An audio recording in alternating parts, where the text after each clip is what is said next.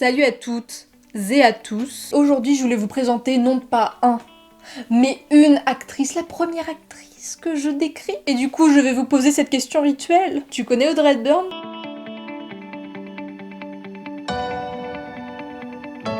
Audrey Ruston, de son vrai nom, est la fille d'Ella, la baronne de Van Heemstra, issue de la baronnie de Hollande, et donc de Joseph Ruston, un anglo-irlandais qui a des origines autrichiennes, écossaises, mais également françaises. Information importante, Joseph Ruston est persuadé que sa grand-mère est une descendante de James Hepburn, qui aurait été le troisième mari de Mary Stuart, reine d'Écosse. Et donc, le 4 mai 1929, la petite Audrey naît de cet amour. De nature très fragile, elle attrape une maladie infantile qui est la coqueluche, qui est une maladie qui attaque les poumons et dont elle arrive à guérir. Suite à ça, en 1934, Monkey Puzzle, comme l'appelait son père, se découvre une passion pour la danse classique. Et c'est à cause du travail de son père d'ailleurs qu'elle va être obligée de déménager de nombreuses fois entre l'Angleterre, la Belgique, mais également les Pays-Bas. Les rapports deviennent tendus dans le couple Ella-Joseph, et du coup en 1938, le couple divorce. Et entre-temps, en 1935, Joseph devient sympathisant nazi et il décide de quitter le domicile familial. Sans laisser un mot. Malgré la grâce qu'on lui connaît, en 1937, elle est envoyée dans un pensionnat dans le Kent, en Angleterre, où elle recevra une éducation victorienne, c'est-à-dire une éducation très stricte. Mais bon, c'est en 1937. 1939 arrive à grands pas. 1939, Seconde Guerre mondiale, avec l'Angleterre qui déclare la guerre à l'Allemagne. Du coup, la baronne, elle a bien évidemment peur pour sa fille, et donc elle va décider de la rapatrier aux Pays-Bas, avec elle. Logique. Et c'est là qu'Audrey montre qu'elle a un réel talent pour les langues, parce qu'elle en parle 5. L'anglais, le néerlandais, le français, l'espagnol et l'italien. Mais elle lit également énormément. Ça fait qu'à 13 ans, elle a déjà une énorme culture littéraire. Mais en 1940, les troupes allemandes envahissent les 10 Pays-Bas. Et pour protéger sa fille, qui a vraisemblablement un nom à consonance anglaise, Ella Van Heemstra ne va pas hésiter à falsifier les papiers d'Audrey Ruston pour qu'elle devienne Edda Van Heemstra. Parce que bon, si elle avait gardé Audrey Ruston comme appellation, elle aurait risqué l'emprisonnement, ou pire, la déportation. Donc Audrey, devenue Edda, continue de poursuivre ses cours de danse classique au conservatoire de Arnhem, mais elle sera obligée d'arrêter ses cours à cause de la malnutrition résultant de la famine de l'hiver 44. En fait, on appelle cette période la famine de l'hiver 44 parce que les nazis avaient fait un joli petit blocus aux Pays-Bas pour punir ceux qui faisaient partie de la résistance et ceux qui aidaient la résistance en coupant les ravitaillements de nourriture. À cette époque, elle est donc devenue squelettique malgré sa grande taille, elle faisait 1m70, et comme si ça suffisait pas, elle souffrait également de dépression. Mais brave et sage comme elle est, elle prend quand même part à la résistance. Bien qu'à 11 ans, il lui arrivait de passer des petits messages à la résistance. En grandissant, elle va aller encore plus loin parce qu'elle va faire des spectacles de danse afin de récolter des fonds pour que ces fonds soient ensuite reversés aux 10 résistants. Dans sa famille, elle perdra malheureusement son oncle et son cousin qui ont été fusillés comme étant des ennemis du Reich. En tout cas, de la guerre, elle gardera sa silhouette extrêmement fine, même si plus tard des rumeurs circuleront comme quoi elle était anorexique. Mais en fait, c'est à cause ou grâce des privations de la guerre et des cours intensifs de danse qu'elle a pu maintenir la taille de guêpe qu'on lui connaît. Après la guerre, Audrey décide de changer son nom de famille. Elle va garder Audrey Ruston à l'état civil, elle va juste changer son nom de famille pour pouvoir faire son nom de scène. C'est ainsi que Ruston devient Hepburn, en référence à son lointain et hypothétique ancêtre. En parallèle du théâtre qu'elle a commencé, Audrey poursuit son rêve de devenir danseuse étoile. Elle suit donc des cours aux Pays-Bas et à Londres, ville dans laquelle sa mère a déménagé. Et également, en parallèle des cours de danse et donc des cours de théâtre, elle reprend ses études et elle travaille quelquefois dans le mannequinat. En 1948, elle doit malheureusement renoncer à son rêve de devenir danseuse étoile parce que son corps a trop souffert des privations de la guerre, mais également parce qu'elle est trop grande pour pouvoir être danseuse étoile. La même année, en 1948, elle décide de tenter sa chance au cinéma, et c'est à 18 ans qu'elle obtient donc son premier petit rôle dans le film Le Néerlandais en 7 leçons. Et puis bon, le cinéma lui plaît, et elle plaît au cinéma, parce que ses petits rôles se multiplient mine de rien. Elle apparaît donc dans les longs métrages Rire au paradis et Une avoine sauvage. La même année sort le film Nous irons à Monte Carlo, et elle se fait repérer par une grande écrivaine française nommée Colette. Cette dernière a écrit une pièce qui s'appelle Gigi et qu'elle fait jouer à Broadway, et elle veut absolument que ce soit Audrey qui ait le premier rôle. Et manifestement, Colette a bien fait de la choisir. Parce que c'est grâce à cette romancière française que la carrière d'Audrey démarre, se propulse. C'est alors qu'en 1953, un grand réalisateur de l'époque, j'ai nommé William Wyler, lui propose son premier grand rôle au cinéma, son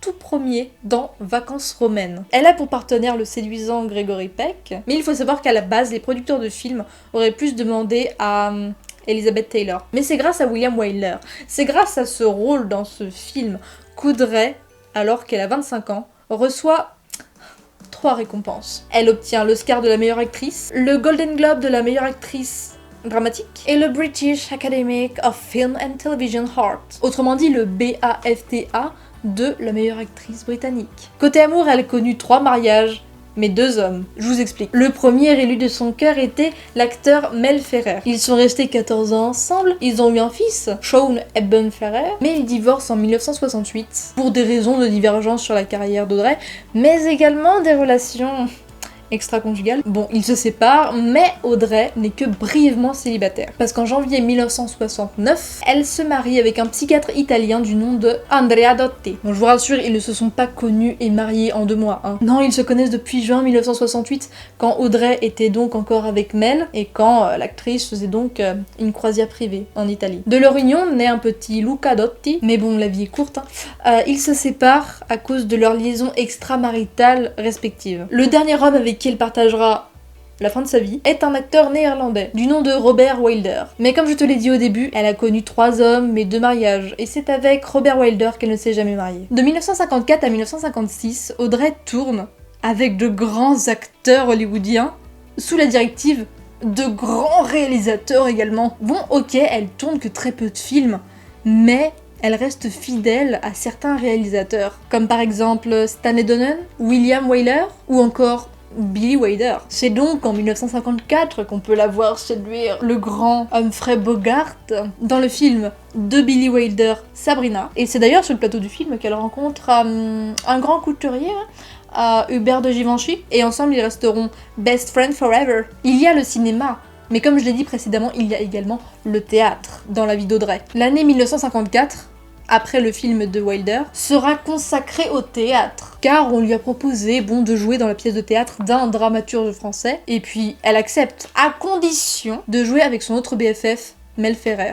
Et puis au cours de l'année, leur relation devient plus que professionnelle, si tu vois ce que je veux dire. En 1956, c'est avec son mari, Mel Ferrer, du coup, et un de ses amis, Henri Fonda, qu'elle joue dans le film tiré du livre de Léon Tolstoï, Guerre et paix. En 1957, elle tourne avec le grand danseur Fred Astaire dans une comédie musicale de Stanley Donen, Drôle de frimousse. Pour la petite anecdote, dans ce film, tous ses costumes sont réalisés par son BFF Givenchy. La même année, elle rejoint le grand Gary Cooper pour jouer dans le film Ariane. En 1959, aux côtés d'Anthony Perkins et sous la directive de son mari Mel Ferrer, elle joue dans Verte demeure. La même année, on la voit incarner une nonne au cinéma dans le film Au risque de te perdre, film qui aurait dû lui faire remporter l'Oscar de l'actrice féminine de l'année, mais il a été remporté par une Française, Simone Signoret. En 1960, l'année où sa popularité est à son comble, ça reste une année assez difficile pour elle. Cette année-là, elle jouait dans Le vent de la plaine, et c'est un film qui se passe au Far West.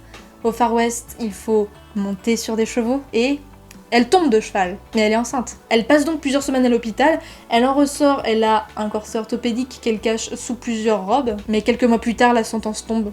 Elle fait une fausse couche. Donc elle perd l'enfant, mais elle n'a jamais accusé le réalisateur du film, qui pourtant, lui, s'en est personnellement voulu. L'année suivante, elle tourne dans un film qui, malgré ses faibles recettes, a fait entrer Audrey dans la légende cinématographique. C'est le célèbre film Breakfast at Tiffany's, Diamant sur canapé en français, aux côtés du beau George Peppard. En 1963, elle rejoint le grand Cary Grant pour le film Charade. Pour la petite anecdote, ils auraient pu tourner ensemble Vacances romaines, Sabrina, mais l'acteur se trouvait trop vieux pour être son partenaire à l'écran. Et après le tournage de Charade, il a tellement admiré l'actrice qu'il a déclaré « Tout ce que je veux pour Noël ». C'est un autre film avec Audrey. En 1964, elle tourne My Fair Lady, dont le rôle a été créé par Julie Andrews elle-même, et bien qu'elle ait refusé une première fois, elle finit par accepter, très clairement, et du coup le film était ultra attendu par le public. En 1966, elle rejoint l'acteur de Laurence d'Arabie, Peter O'Toole, comme complice dans la comédie Comment voler 1 million de dollars. Un an plus tard, elle rejoint Albert Finney dans Voyage à deux, et le scénario devait lui parler parce que ce film coïncide avec les moments où elle a des problèmes conjugaux. Mais elle n'a pas tourné que Voyage à deux en 1967, elle a également tourné dans Seule dans la nuit, où elle interprète une jeune femme aveugle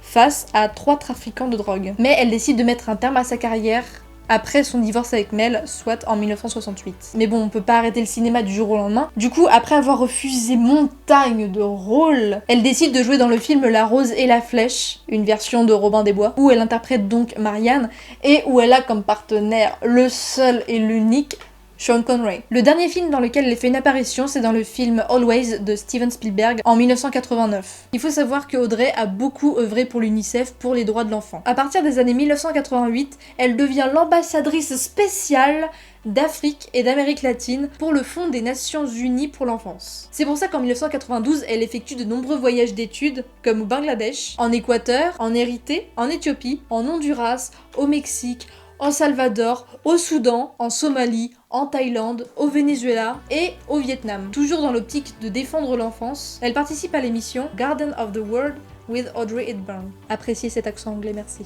L'épisode est malheureusement diffusé le jour de sa mort. Elle a également enregistré un CD de contes, où elle lit des contes pour enfants à la mode Marlène Jobert, intitulé Les Contes Enchantés d'Audrey Hepburn, pour lequel elle reçoit un Grammy Award posthume pour le meilleur album parlé aux enfants. Mais en 1992, elle commence à ressentir des douleurs au niveau de l'estomac. Pensant qu'il s'agit d'un virus qu'elle a contracté en Afrique, elle va voir son médecin pour se renseigner, mais celui-ci lui annonce qu'elle a alors un cancer. À partir de là, elle décide de se retirer dans sa villa en Suisse, nommée La Paisible, entourée de ses proches et de son dernier amour, Robert Wilders bien évidemment.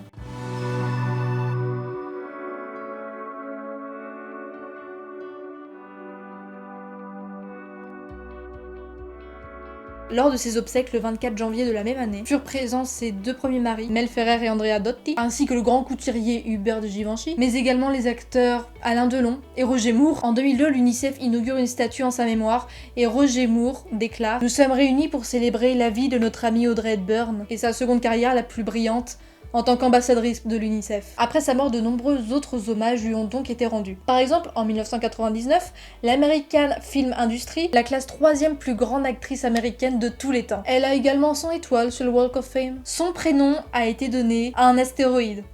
C'est déjà pas mal. Et vous avez dû le voir en 2019, Givenchy a présenté sa nouvelle égérie Ariana Grande. Et sur une photo, on peut voir Ariana revêtir la célèbre robe d'Audrey Hepburn dans Diamant sur canapé, signée Givenchy. Et on peut également voir Ariana reproduire des photos que l'on voit au début du film Drôle de frimousse. Dans ma courte existence pour l'instant, il m'a été donné de voir quelques films avec elle, comme My Fair Lady apparemment quand j'étais petite, mais également le célèbre Diamant sur canapé, Breakfast at Tiffany's, ou encore le film Seule dans la nuit où elle interprète une jeune aveugle. Mais pour cette vidéo, je vais juste vous présenter mes films préférés avec Audrey Hepburn, à savoir Vacances romaines et Drôle de frimousse. Commençons par Drôle de frimousse. Drôle de frimousse, Funny Face en anglais, est un film de Stanley Donen où l'histoire se passe entre New York et Paris. L'intrigue de ce film commence à New York où Maggie Prescott, la rédactrice en chef du magazine de mode féminine Quality Magazine, recherche activement un nouveau mannequin pour tout simplement mettre en valeur les dernières créations du couturier les plus en vogue de Paris. Et c'est lors d'une séance photo faite dans une librairie que le photographe de Quality Magazine, Dick Avery, rencontre quelqu'un qu'il juge idéal pour la dite collection. Il a nommé Joe Stockton. C'est une jeune libraire qu'ils ont rencontrée quand ils ont fait les photos dans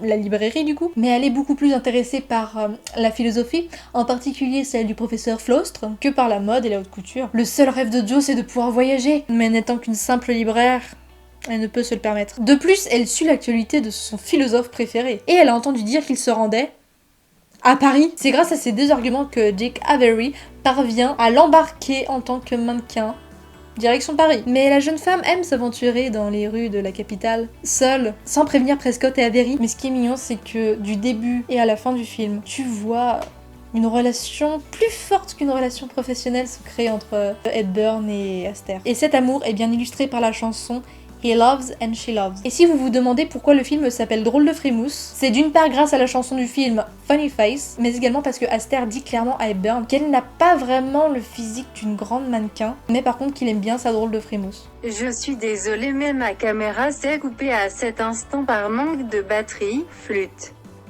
Mais comme je voulais que la vidéo sorte à l'heure, je l'ai donc mise à recharger, mais en même temps la nuit tombait, double flûte. J'ai donc fait ce que j'ai pu au montage pour la luminosité, mais c'est pas ouf.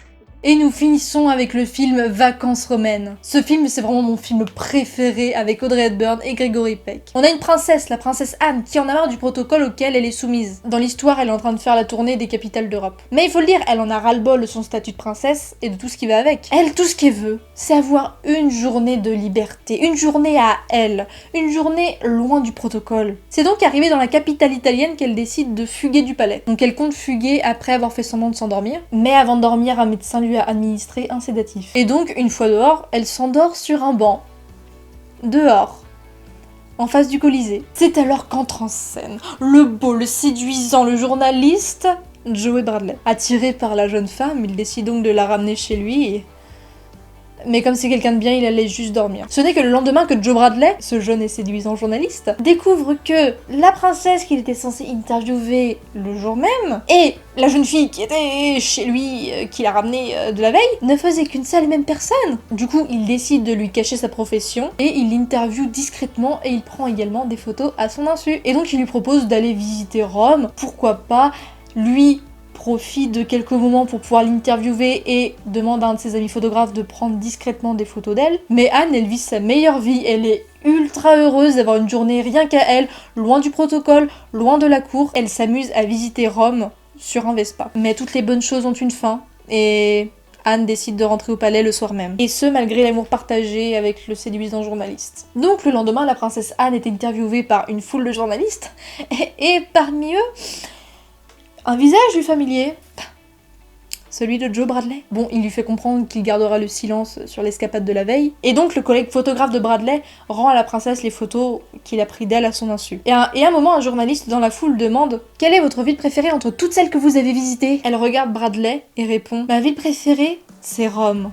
Et je m'en souviendrai toute ma vie. » Et donc, à la fin du film, lorsqu'elle s'est retirée, Bradley reste seul, ému et pensif, parce qu'il comprend que malgré leur attirance, malgré leur jeune amour, ils ne font pas partie du même monde et ils doivent continuer leur vie l'un sans l'autre. Voilà, c'est tout pour moi, j'espère que maintenant tu en sais un peu plus sur Audrey Hepburn, et j'espère aussi que je t'ai donné envie de regarder certains de ses films. Bon, c'est la première fois que je vais dire ça, mais n'hésite pas à t'abonner, à activer la petite cloche de notification, tu connais les bails, à balancer ton meilleur pouce bleu, à balancer ton meilleur commentaire, mais aussi n'hésite pas à me suivre sur les réseaux sociaux que je te mets en barre d'infos. Sur ce, je te dis à la semaine prochaine pour une nouvelle vidéo. Ciao!